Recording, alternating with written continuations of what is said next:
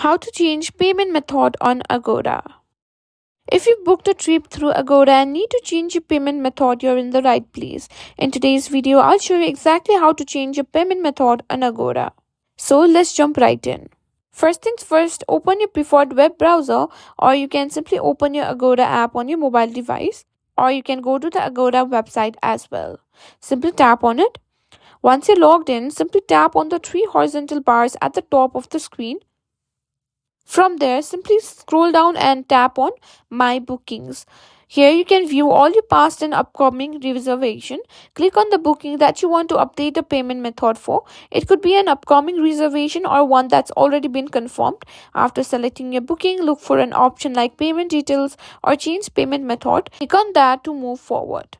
Now you'll see the current payment method on file. You can either add a new credit card, choose a new payment method like PayPal, or enter a new card number. Once you've entered your new payment details, click on Save or Confirm to update your payment information. And that's it. That's how you can simply change your payment method in Agoda.